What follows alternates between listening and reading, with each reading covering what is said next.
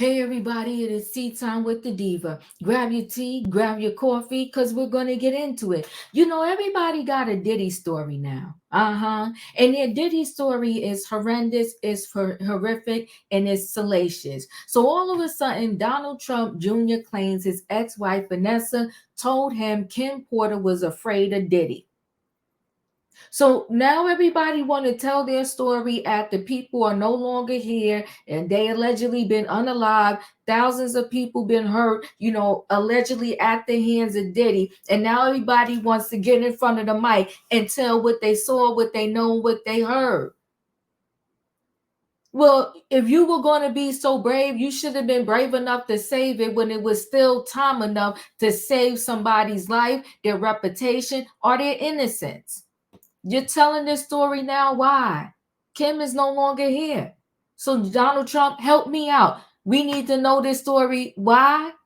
Because you want to prove that everything that is currently being said about Diddy, it is so. Well, we already know it's so. But what we need now is someone to come forth with some evidence that's going to perhaps get him cleaned up for something and then convicted. Other than that, you just add in salacious information that is useless at this point, as far as I'm concerned. But listen, guys, we're going to get more into this. Donald Trump was told by the ex-wife that, Kim Porter was afraid of Diddy. No, you know what, Sherlock? You don't say. Anyway, guys, we're going to get more into this story right after this.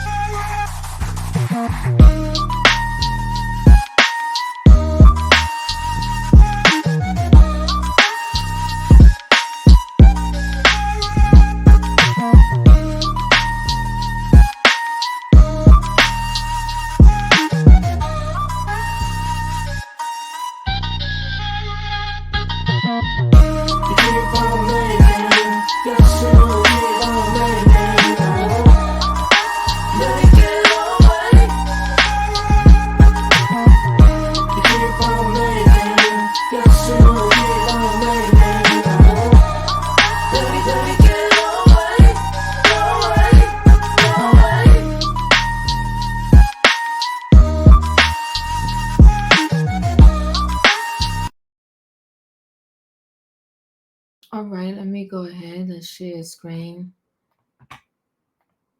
So Donald Trump Jr. claims ex-wife Vanessa told him Kim Porter was afraid of Diddy. Donald Trump addressed the scandal surrounding Sean Diddy Combs weeks after the federal agents raided the music mogul's homes in connection to a ST investigation.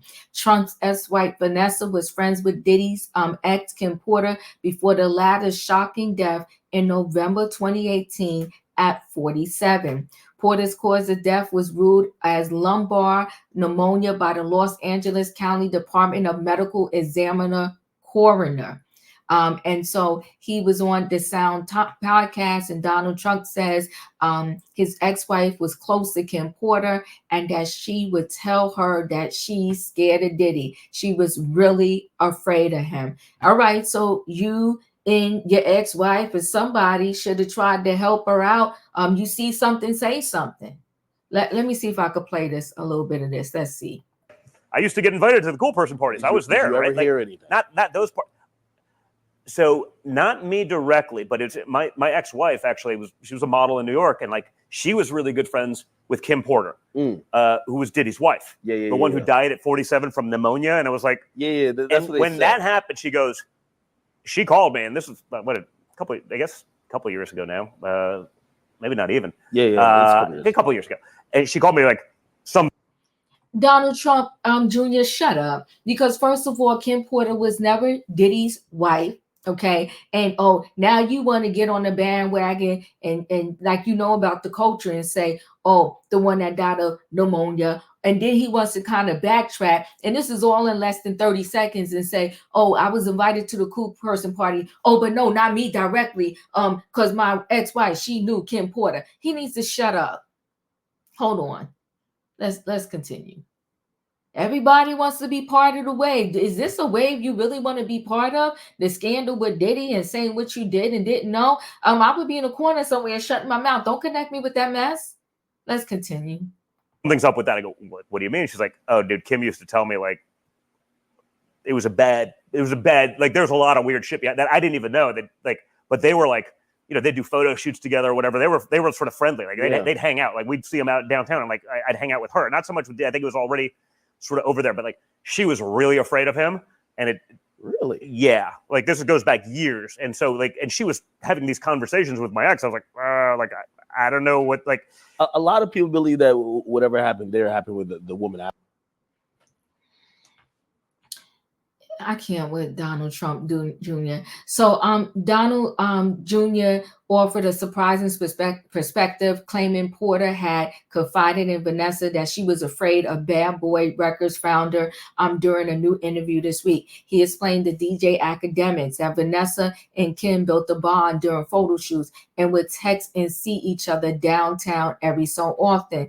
Donald Jr. said that he remembered getting a call from Vanessa after the news broke of her passing, and she told him something's up with that.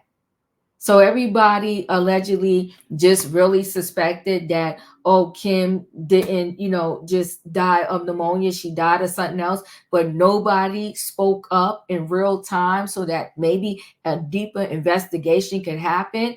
I'm sick of these people in the aftermath, memory of, oh yeah, I was told this, that, and that, but you were so close up, but you let this go down. You didn't try to help. Hold on, let's listen to a little bit more. I'm sorry, guys, I got to listen to in 30-minute clips, hoping they don't strike it. So let's listen to 30 more seconds. Afterwards, which was Cassie. And supposedly like I said, like you sort of don't think about these things until now. You go back and you're like, holy, like I distinctly remember when Vanessa was like, calls me and was like, hey man, Kim Porter died. I go, what? Like we saw her like a couple of weeks, whatever it was, and she goes, yeah, man, she was sort of always in fear of something happening. And I was like, maybe it's natural, but like not a lot of people die at 47 of pneumonia. Like, you know what I mean? It's like, wow. Especially people, whatever, Donald Jr. So Donald Jr. said that he remembered getting a call from Vanessa after the news broke of her passing, and she told him something's up with that. Both were stunned that Kim had died since they'd seen her just weeks before. He recalled it was allegedly said that a lot of weird stuff was happening behind closed doors. Donald Jr. noted that he did not mean to feud any rumors, but was sharing an exchange he recalled having at the time. RadarOnline.com has reached out to a lawyer for Diddy for a comment. Hold on, let's go ahead and probably we could listen to this last 21 seconds. Obviously, there's a shit ton of rumors. Again, and I'm actually not trying to fuel any kind of rumor, but I definitely like that. That's a conversation I had. Like, someone who knew her well, was like friend, like they text, like was like something. She was like something. She's like something. She did not believe that was just natural. That. She didn't believe it was natural, but you don't go tell your concerns and maybe show the cops some text messages you have between her and say, listen, I was close friends with her and she was always scared and she was afraid that something might happen. But I read that part. Let's see here. During the interview, Donald Jr. also compared the force displayed by law enforcement used on properties associated with Diddy to what they displayed to his father, Donald Trump, when they raided his Mar-a-Lago property.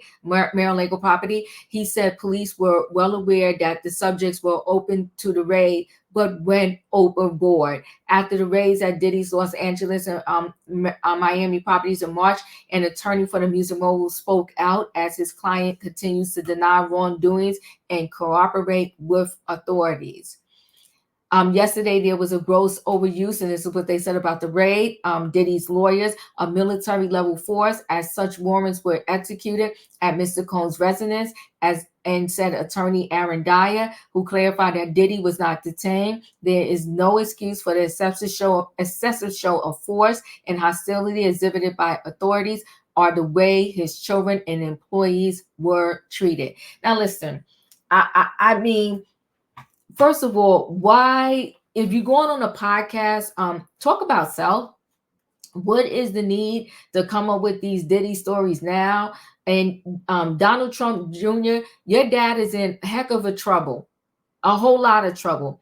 I think the last thing you need to do is be sitting on somebody's podcast telling a story, a secondhand story at that, because it was your ex-wife that told you the story about somebody else when you should be worried about your own family and the troubles that y'all are currently going through. But Donald Trump Jr. is not the only one doing this. There's so many people coming up with stories, and I do know this.